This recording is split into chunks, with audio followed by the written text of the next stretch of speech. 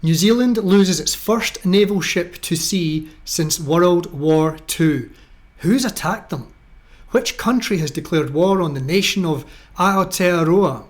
Well, it was one of their own, and more specifically, it was the captain of the ship who ran the $100 million vessel into some rocks, then bailed as it caught fire and eventually capsized. Let's look a wee bit deeper into this. Captain Yvonne Gray has become the poster child for the New Zealand Navy to show off how inclusive they are.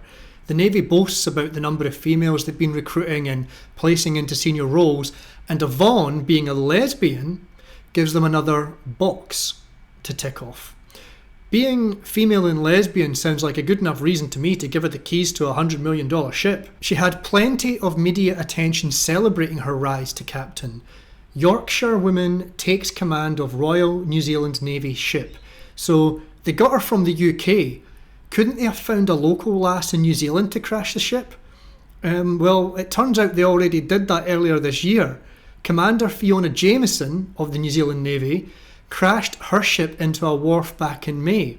And here is Fiona and Yvonne together, celebrating International Women's Day, the Boat Crashers Club.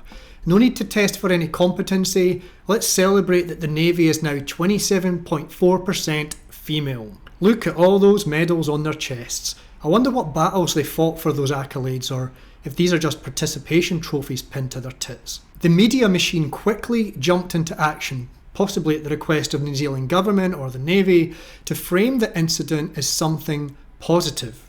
So many articles telling us that she saved lives. Commander praised for saving lives.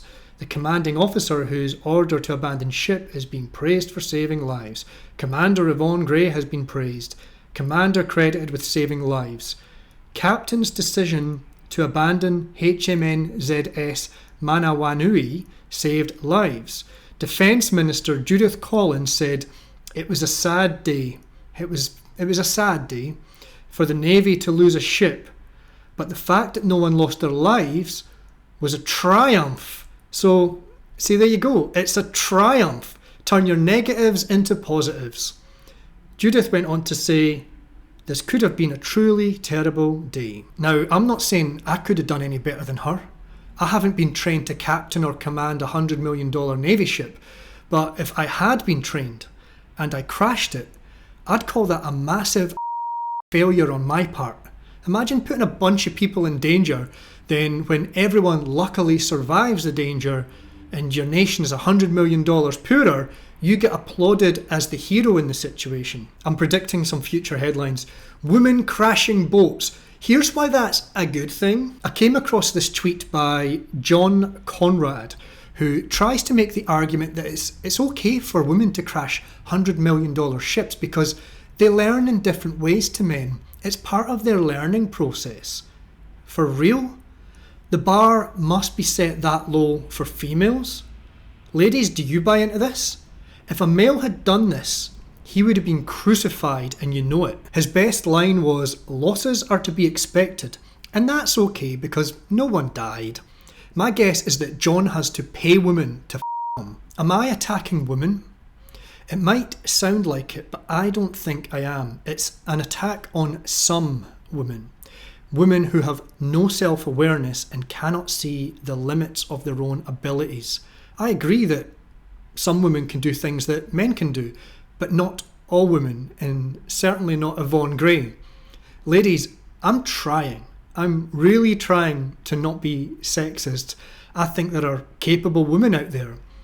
It's just that the less than capable ones use identity politics to get ahead, and then the capable women end up defending them out of some male versus female mindset. I've seen it for myself, highly competent women being overlooked in favour of useless ones who spout all the DEI nonsense. It does seem like all our Western militaries are getting a bit weaker. When senior military positions are filled based on gender or sexuality or their trans status or colour rather than on merit, then it's going to have consequences. Stronger nations are going to see this and eventually they'll attack. The Kiwi Defence Force certainly have their priorities upside down. It doesn't take much searching to find their media releases gushing over themselves because a woman got promoted. and they have a truly shocking LGBTQI+ inclusion plan, which manipulates all staff, and particularly their senior staff, into submission. One example being that anyone who expresses homophobia or transphobia should be disciplined. And managers are encouraged to show support by wearing rainbow lanyards. Now, what do you think happens if a manager says that the lanyards are a bit silly or doesn't want to wear one? That's right, they get classed as a homophobe and will be disciplined.